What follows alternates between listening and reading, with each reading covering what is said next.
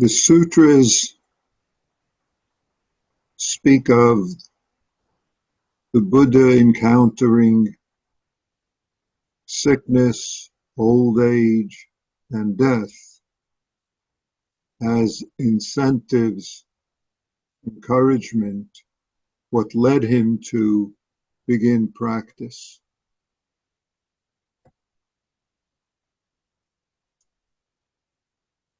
It's interesting to note that what is not brought up is the ongoing violence and wars that existed in the times of Shakyamuni Buddha, especially between the various small states and principalities that his father, his relatives were involved in. Once we start seeing how the Buddha lives after his awakening, of course, he talks about greed, anger, and ignorance, the three poisons, which are in one way what creates and perpetuates suffering, that along with attachment. So we do see that, and we also see that as we have various reports of the Buddha's life in the sutras, we see him having dialogues with, teaching with, connections with the various royalty, so to speak, minor royalty of the various kingdoms and states, some of whom were his relatives, and the conflicts between them, some of them even involving patricide, fratricide, even eventually involving the Buddha's own family and, what should I say, compatriots in the Shakya clan and the state that he grew up in. And his encouragement and cautioning about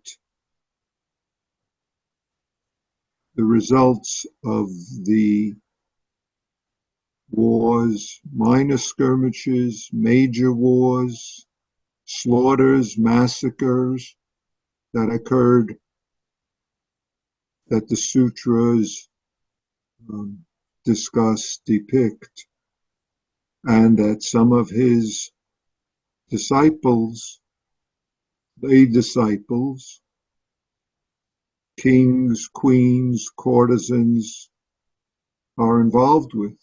Of course, we know a number of the early, we call them monasteries, or places where the monks were able to gather, both in the rainy season and at other times, were donated to the Buddha by the wealthy, the kings, the queens, the courtesans, who were his, as I said, some of his senior disciples. And that didn't always protect them from the ongoing violence that seems to have occurred in that period, and resulted in some of them being killed, massacred even, in ways much more brutal even, or maybe not yeah, I would say much more brutal than even what we see nowadays, despite the fact that the arms involved, the weapons involved, the number of troops involved was of a much less sophisticated nature. I bring this up in part because we have had ongoing war in Ukraine, ongoing conflicts throughout Asia, wars in Pakistan and Afghanistan, and now more wars in the Middle East, despite the various wars between parts of Turkey and parts of Syria, now Israel, Gaza, Armenia and Azerbaijan, and so on and so forth. All of these are prime examples of what it is we humans can do to each other and what, in a way, is an extension of this simple greed, anger, and confusions that we as individuals on the most intimate levels get to notice as we practice. Not just notice, but see the consequences of in suffering, in harming for ourselves and those close to us. And of course, given the nature of media these days, you can see it from all over the world.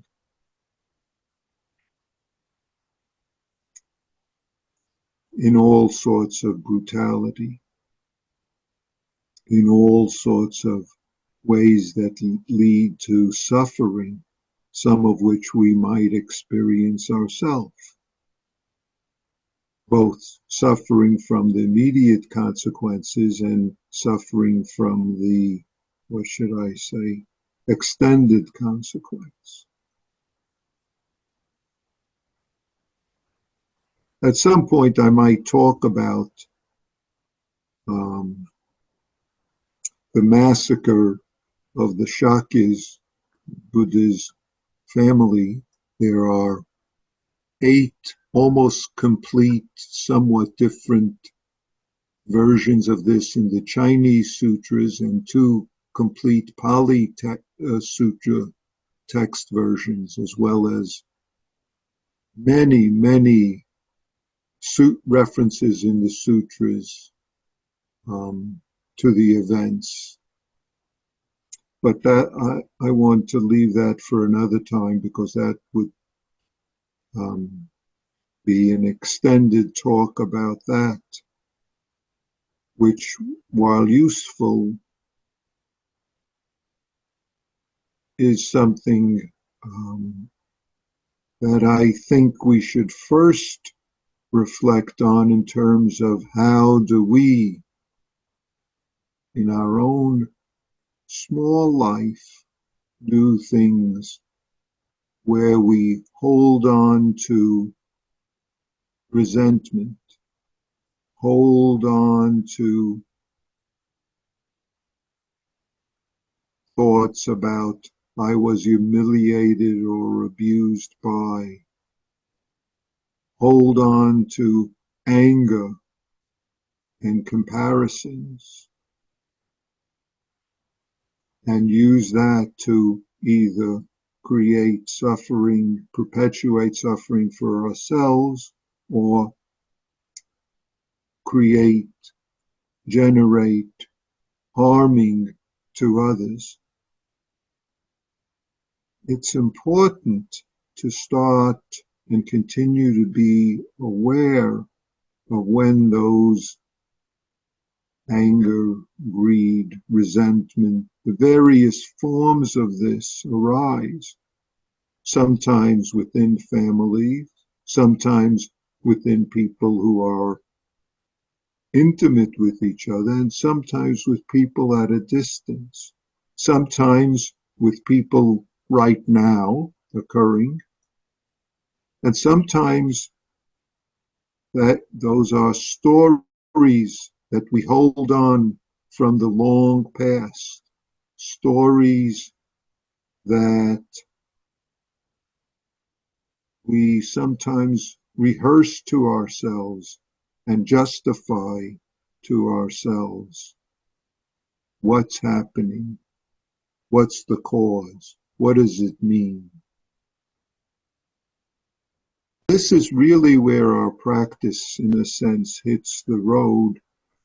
If we make the effort to notice how and where these things come up in our life, might be something as simple as calling up someone and saying, "Oh, I'd like to come over and stay at your house," and expecting them to say, "Oh, sure, you can stay. I have time, I have space then," or resenting, "Oh, they don't want me there now. How come?" They are not being, and you fill in, good family members, good friends. Why are they busy with something else? Something as simple as that.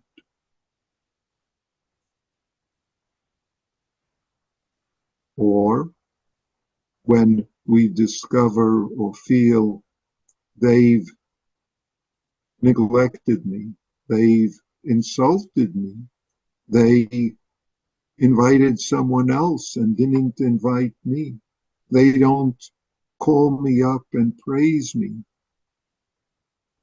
Greed, anger, confusions. Those are the fundamental practice generalities that we have to notice specifically when it arises in our life, when we're believing the thoughts, or believing the anger, or believing the hurt. Those are not something to censor, but something to use as a support, as a reminder. What is practice with this right now? How do I bow with this? Thanks for everything.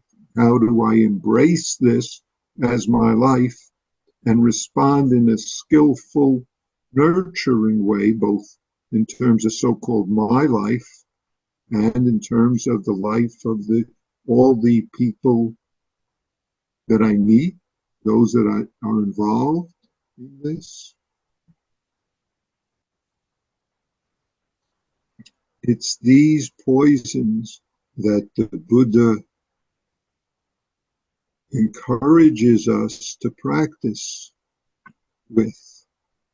Practice because these poisons are natural or seem natural, seem appropriate to us, that we must, I don't say should, I say must, be attentive to when they arise in our life, because if we're not, then the waves of that indulgence in them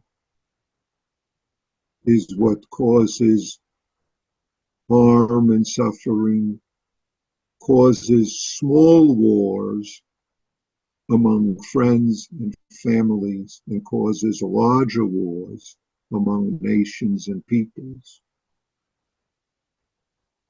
So, in a way, this is a continuation of what I've been speaking about for the past few weeks. This is what, in a way, thanks for everything. I have no complaints. What Mushin spoke about, Namudai Bosa, these are all antidotes to the glimmers of this, to the little bits of this when they arise, so that we can be sensitive and attentive so it doesn't fester and lead to us suffering, others suffering, us doing harm, us believing we are harmed, all of which is exactly what the Buddha's teaching is about, to enable us to live who and what we truly are, live as the life of the Buddha that we are, the life of, if I say, the joyousness of the universe, if I use such fancy, elaborate words, to be exactly this life manifesting right here, to be liberated from harming and suffering, liberated from the therefores, therebys, thereins that we add on to our hearing, seeing, cognizing, to add on to our life and make suffering out of this wonderful, joyous Buddha life that we all share as this universe. Thank you.